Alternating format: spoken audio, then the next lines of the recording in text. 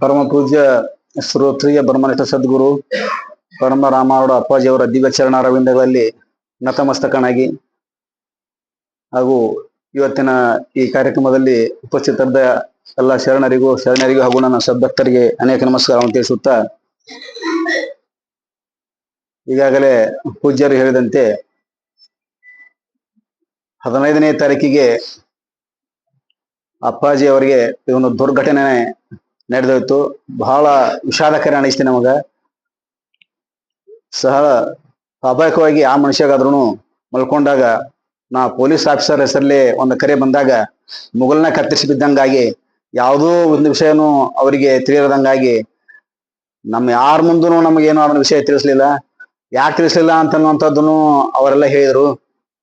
ಅವರಿಗೆ ಮರಣದ ಭಯನ ಅವ್ರಿಗೆ ಬಹಳ ಜಾಸ್ತಿ ಹುಟ್ಟಿಸಿಬಿಟ್ಟಿದ್ರು ಅವರು. ಯಾಕಂತಂದ್ರ ಅವರು ಹಂತಿಂತವ್ರಲ್ಲ, ಪೊಲೀಸ್ ಅಧಿಕಾರಿ ಹೆಸರಲ್ಲಿ ಅವ್ರಿಗೆ ಕರೆ ಮಾಡ್ಯಾರ. ಮತ್ತೆ ಇನ್ನೊಂದು ನಾನು ನಿಮ್ ಪೂರ್ವದಲ್ಲಿ ಸ್ವಲ್ಪ ರಾಗ ಮುಗಿಸ್ತೇನೆ. ಅಪ್ಪಾಜಿ ಅವರೆಲ್ಲ ಹೇಳ್ಯಾರ, ಒಂದ್ ವೇಳೆ ಇವ್ರ ಮ್ಯಾಗ ಹಂತಿಂತದ್ ಏನಾದ್ರು ಹೆಸರುಗೊಂಡು ಅಂದಿದ್ರಂದ್ರ ಇವ್ರ ಕಂಪ್ಲೇಂಟ್ ಯಾಕೆ ಮಾಡ್ತಿದ್ರು? ನಾ ಇದನ್ನ ಪ್ರಶ್ನೆ ಕೇಳ್ತೇನೆ. ಒಂದ್ ವೇಳೆ ಅವ್ರ ಅಂತ ಎದ್ರಾಗಾರ ಸಿಕ್ಕಂದ್ರು ತಿಳ್ಕೊ, ತಾವಾಗಲೂ ಹೋಗಿ ಯಾಕೆ ಕಂಪ್ಲೇಂಟ್ ಮಾಡ್ತಿದ್ರು? ಹೌದಲ್ರಿ? ಕಂಪ್ಲೇಂಟ್ ಮಾಡ್ಯಾರ ಅನ್ನೋತ್ನ್ಯಾಗ ನಮ್ಮ ದುಡ್ಡು ಹೋಗಿ ಅವು ನಮ್ಗ ಬಹಳ ಮೋಸ ಇದೆ. ಪ್ರಾಣ ಬದುಕಿನ ಹಾಕ್ಯಾರ ನಮಗ. ನಮ್ಮ ಪೊಲೀಸ್ ಅಪ್ಪಾರ ಹೆಸರಲ್ಲಿ ಅಪ್ಪಾಜಿ ಎಲ್ಲರ ಹೆಸರಲ್ಲಿನೂ ನಮಗ್ ಮಾಡ್ಯಾರ ಹಿಂಗ ಪೊಲೀಸ್ ಅಧಿಕಾರಿ ಹೆಸರಲ್ಲಿ.